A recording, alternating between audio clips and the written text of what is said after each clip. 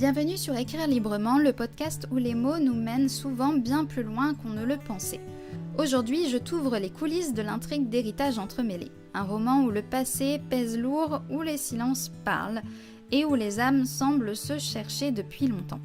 Alors comment j'ai mêlé tout ça sans m'en mêler les pinceaux? Enfin, pas toujours.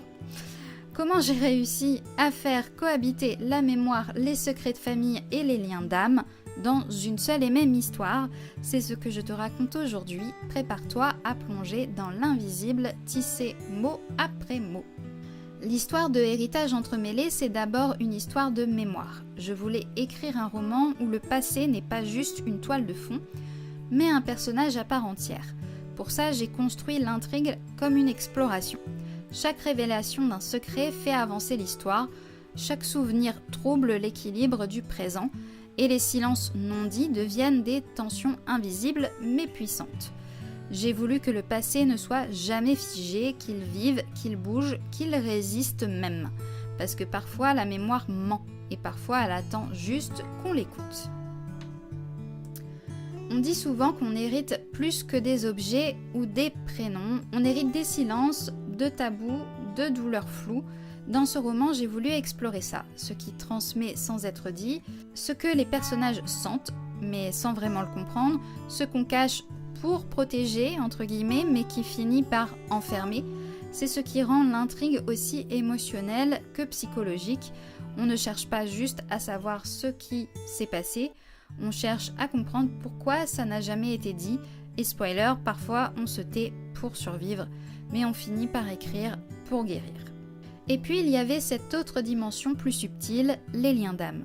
Je ne voulais pas que ce soit magique, entre guillemets, pas besoin d'aura violette ni de symboles lumineux partout. Je voulais que ce soit senti. Ce regard entre deux personnages qui se reconnaissent sans se connaître, cette sensation d'avoir vécu des choses ensemble, dans une autre vie, cette intensité parfois douce, parfois dérangeante, qui relie les âmes bien avant les mots. J'ai écrit ces liens comme des fils invisibles, on ne les voit pas mais on les ressent et parfois c'est ce qui bouleverse le plus. Le défi, c'était de lier tout ça sans alourdir, sans que le roman devienne une thèse ou un labyrinthe ésotérique. Alors j'ai suivi quelques règles très simples. La première, chaque élément du passé doit faire avancer le présent.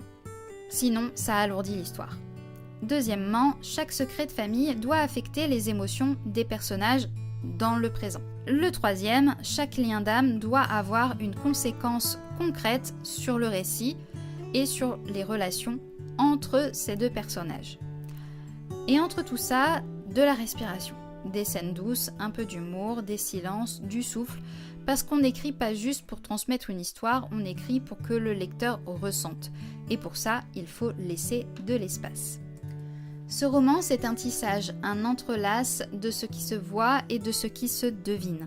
J'y ai mêlé mon amour pour l'histoire, avec un grand H, ma sensibilité pour le transgénérationnel et ma foi discrète dans les liens invisibles qui nous unissent. Si tu veux lire Héritage entremêlés, il est désormais disponible sur plusieurs plateformes. Je te mets le lien en description pour que tu puisses retrouver celle que tu utilises pour lire habituellement. Merci d'avoir écouté cet épisode un peu plus profond, un peu plus symbolique aussi. Et toi, qu'est-ce que tu portes que tu n'as jamais osé écrire? À très vite dans un prochain épisode et surtout, continue d'écrire ce qui vibre.